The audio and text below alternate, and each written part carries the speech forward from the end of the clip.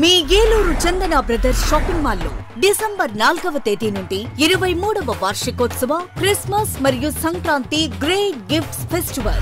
ప్రతి 1499 రూపాయలు పైబడిన వస్త్రాల కొనుగోలుపై విలువైన ఉచిత బహుమతులు, వార్షికోత్సవ వరాల జల్లు, అద్భుతమైన స్పాట్ గిఫ్ట్లతో ఆనందాల వెల్లువ.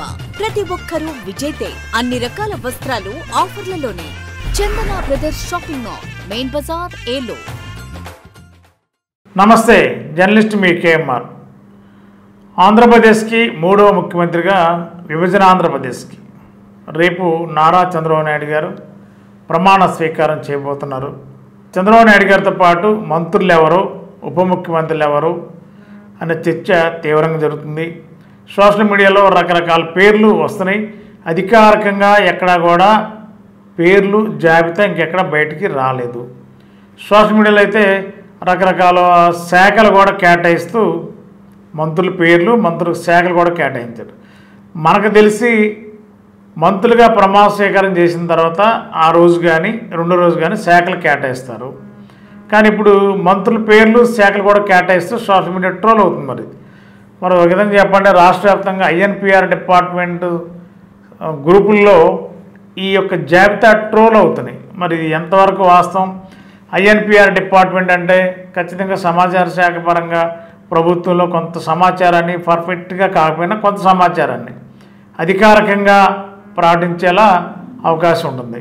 కానీ వారి గ్రూపుల్లోనే, ఐఎన్పిఆర్ గ్రూపుల్లోనే మరి ఈ లిస్ట్ వచ్చిందంటే మరి ఇది అధికారికంగా వచ్చినట్లు లెక్క, లేదంటే బయట సోషల్ మీడియాలో ట్రోల్ అవుతున్నాయి. ఒక ఇన్ఫర్మేషన్ కోసం, మీడియాకి ఇన్ఫర్మేషన్ కోసం ఐఎన్పిఆర్ గ్రూప్లో పెట్టారా అనేది క్లారిటీ రావాలి. ఏదేమైనా నైట్కి, ఎంత టైం అయినా ఇవాళ నైట్కి క్లారిటీ పక్కాగా వచ్చే అవకాశం ఉంది. సరే, సోషల్ మీడియాలో ట్రోల్ అవుతున్న పేర్లు బట్టి చూస్తే ఆంధ్రప్రదేశ్ ముఖ్యమంత్రిగా నారా చంద్రబాబు నాయుడు గారు ప్రమాణ స్వీకారం చేసిన తర్వాత చంద్రబాబు నాయుడు గారి దగ్గర ఉన్న శాఖలు ప్రభుత్వ పాలనా విభాగం, నిర్మాణం, పెట్టుబడులు, ఇతరులకు కేటాయించిన శాఖలన్నీ చంద్రబాబు గారి దగ్గర ఉంటాయి. అదేవిధంగా కొణిదెల పవన్ కళ్యాణ్ గారు జనసేన పార్టీ ఉప ముఖ్యమంత్రి, పరిశ్రమల శాఖ, చిన్న తరహా భారీ పరిశ్రమలు మరియు సినిమాటోగ్రఫీ, పర్యాటక శాఖ అని చెప్పి మరి ఆయనకి శాఖలు కేటాయించారు. అదేవిధంగా కింజారపు అచ్చెన్నాయుడు గారు ఆహార పౌర సరఫరా శాఖ మంత్రిగా అవకాశం కల్పిస్తున్నట్టు గ్రూపులో వస్తుంది. అదేవిధంగా కోన రవికుమార్, శాసనసభ స్పీకర్ మీద గెలిచిన కోన రవికుమారు, తమ్మిశెట్టి సీతారాం గారి యొక్క బామర్ది కోన రవికుమార్కి మరి పంచాయతీరాజ్ శాఖ, గ్రామీణాభివృద్ధి శాఖలు కేటాయించినట్టుగా వస్తుంది. అదేవిధంగా రంగారావు బేబీ నాయన అనేది బెబ్బులి, మరి ఆయనకి అటవీ శాఖ, సాంకేతిక శాఖ, కోఆపరేటివ్ డిపార్ట్మెంటు. అదేవిధంగా గంటా శ్రీనివాస్ గారికి ఇదివరకు ఉన్న విద్యాశాఖ, మానవ వనరుల శాఖ యాస్టీస్గా గతంలో 14లో మంత్రి చేశారు. మళ్ళీ ఇప్పుడు అదే శాఖ కేటాయించినట్టుగా వస్తుంది. చింతకాల అయ్యన్న పాత్రుడు గారు కార్మిక శాఖ, మత్స్యశాఖ, ఈ రెండు శాఖలు అయ్యన్న పాత్రుడికి ఇచ్చినట్టుగా వస్తుంది. శ్రీమతి వంగలపూడి అనిత హోంశాఖ అంటున్నారు. మరి ఇంతకుముందు ఆంధ్రప్రదేశ్లో వైఎస్ఆర్సీపీ గవర్నమెంట్లో హోంశాఖ మంత్రిగా డాక్టర్ తానేటి వనిత గారు హోంశాఖ చేశారు. మరి ఆవిడ సామాజిక వర్గమే, ఒక మహిళ, ఒక డైనమిక్ స్పీకరు. మరి టీడీపీలో మహిళా విభాగానికి రాష్ట్ర అధ్యక్షురాలుగా ఉన్నారు. ఫైర్ బ్రాండ్ లాగా చాలా స్ట్రాంగ్గానే కౌంటర్స్ ఇస్తుంది ఇతర పార్టీలకి. మరి వంగలపూడి అనిత గారికి హోంశాఖ అంటున్నారు.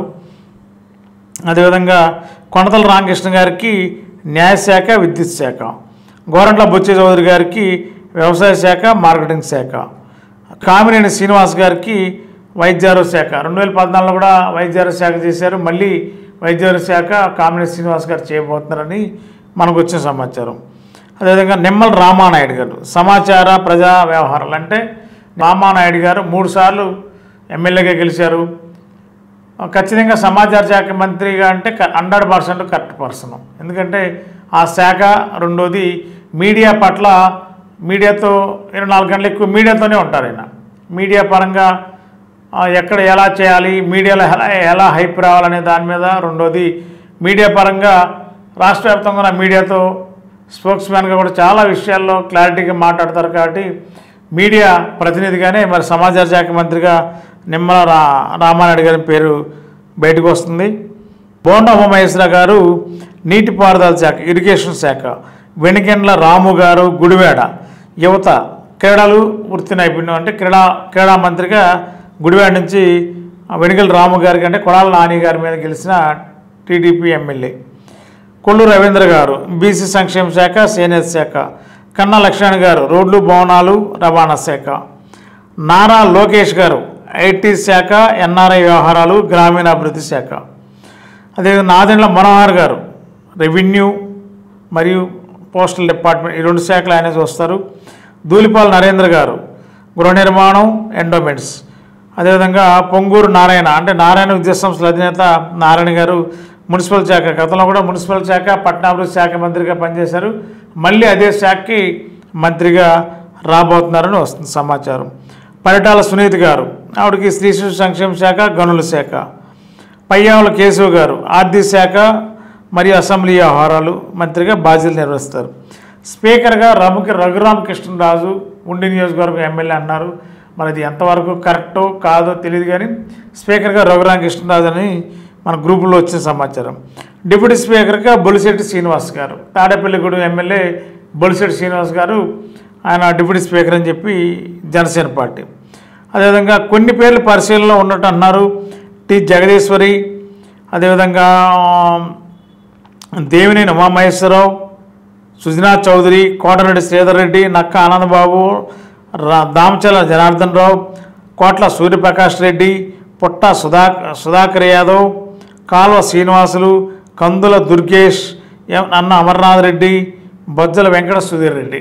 ఈ పేర్లు కూడా పరిశీలనలోకి వచ్చే అవకాశం ఉందన్నారు. మరి ఇది కరెక్ట్ కాదు, నాకు తెలిసి ఈ పేర్లు అధికారికంగా కాదేమో, కానీ మరి ఐఎన్పిఆర్ డిపార్ట్మెంట్ రాష్ట్రంలో వాళ్ళ గ్రూపుల్లో వేశారు కాబట్టి కొంత ఇన్ఫర్మేషన్గా ఇచ్చారు అనుకోవాలి. అధికారికంగా అయితే ఇంకొక 1-2 గంటల్లో ఖచ్చితంగా ఈ జాబితా మంత్రులు ఎవరు, శాఖలు ఎవరు, శాఖలు కాకపోయినా మంత్రులు ఎవరు అనేది మాత్రం క్లారిటీగా వచ్చే అవకాశం ఉంది. శాఖలు మాత్రం రేపు ప్రమాణ స్వీకారం చేసిన తర్వాత మార్నింగ్ తర్వాత సాయంత్రం ఎప్పుడో లేకపోతే నెక్స్ట్ డే మ్యాక్సిమం రేపు నైట్కే శాఖలు కూడా కేటాయిస్తారు. ప్రస్తుతానికి మన దగ్గర ఉన్న తాజా అప్డేట్ ఇది. మరి దీన్ని ఇంకా క్లారిటీగా వీళ్ళే మంత్రులు అని చెప్పి ధృవీకరించాల్సిన అవసరం ఉంది. కాబట్టి అధికారికంగా వచ్చే వరకు ప్రస్తుతానికి సోషల్ మీడియాలో ట్రోల్ అవుతున్న పేర్లు అయితే తాజాగా ఉన్న నేమ్స్ ఇవే. గత 20 సంవత్సరాలుగా దంత సమస్యలతో పాటు దవడ మరియు ముఖ సంబంధ సమస్యలకు చక్కని చికిత్సలు అందిస్తున్న శ్రీ రామకృష్ణ దంత వైద్యశాల, నరసింహారావుపేట, ఏలూరు. ఎమర్జెన్సీస్ లో వాడే ఆక్సిజన్ కాన్సంట్రేటర్లతో పాటు air purify, UV light steriliser, ULV fogger వంటి పరికరాల ద్వారా పరిశుభ్రమైన వాతావరణంలో చికిత్స అందించబడుచున్నది. ఆర్వీజీ ద్వారా అతి తక్కువ రేడియేషన్ ఉపయోగించి దంత వ్యాధి నిర్ధారణ మరియు రూట్ కెనాల్ వైద్యం చేయబడుచున్నది. డెంటల్ లేజర్ ద్వారా కుట్లు లేకుండా సర్జరీలు, ఇంప్లాంట్స్ కిట్స్ ద్వారా పళ్ళు లేని వారికి ఫిక్స్డ్ దంతాలు, రూట్ కెనాల్ చికిత్సలకు ఎండో మోటార్ వంటి ఆధునిక పరికరాలు కలిగిన నమ్మకమైన డెంటల్ క్లినిక్. అత్యంత ప్రామాణికమైన ఆటోక్లావింగ్ పద్ధతిలో శుభ్రపరిచిన ఇన్స్ట్రుమెంట్స్ వాడడం మా ప్రత్యేకత. దంత సమస్యలకు చికిత్సతో పాటు విరిగిన దవడ మరియు ముఖ ఎముకలకు చికిత్స, ఎత్తు మరియు వంకర దవడలకు కాస్మెటిక్ సర్జరీ, యాక్సిలో ఫేషియల్ వంటి చికిత్సలకు చిరునామా శ్రీ రామకృష్ణ దంత వైద్యశాల,